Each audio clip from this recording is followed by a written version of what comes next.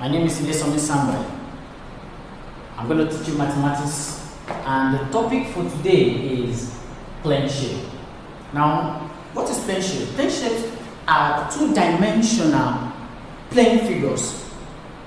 That is, you're going to have, in that plane, it's going to involve the length, the breadth, or the height and the length, depending on the question given to you. Okay? Now, we have different forms of plane shapes. We have different forms. We're going to discuss three this morning. And the three are the square, the rectangle, and the triangle. Now, this is an example of a square. While the area of a square is L squared, and the perimeter of a square is the addition of all the lengths. You can also say 4L. We also have the rectangle. Let's say rectangle, and the formula to calculate the area of a rectangle is length times breadth, while the perimeter to calculate the area of a rectangle is 2 onto L plus B. Your L is your length and your B is your breadth. Okay? We also have the triangle. This is a triangle, and the area of a triangle is half base times height. Half base times height, and the perimeter is the sum of the three sides. Alright, this morning we get to solve few examples.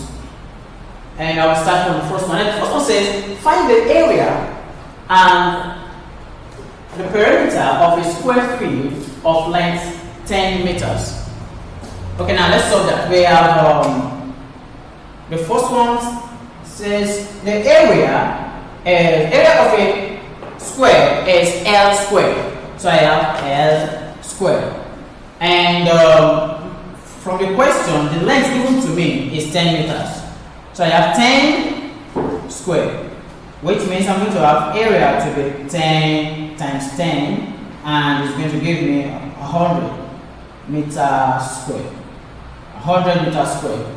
Okay, then we also asked to find the perimeter. To find the perimeter of that shape, it's going to give me the perimeter will be the summation of all the lengths. We have the length given to us is 10 plus 10 plus 10 plus 10. You remember that a square has 4 equal lengths. So if you sum the 4 together, you're going to get 40 meters. Okay, question 2 quickly. What is the perimeter of a square whose area is 196 centimeters squared? Now you discover that this question, we are not even given the length. We are not given the length, and we are asked to find the perimeter. And you can't find the perimeter of a square without knowing the length. So we need to calculate the length of this shape. To calculate the length of this shape, now apply your formula of the area of a square, which is going to give me the area will be L squared. And the area there is 196.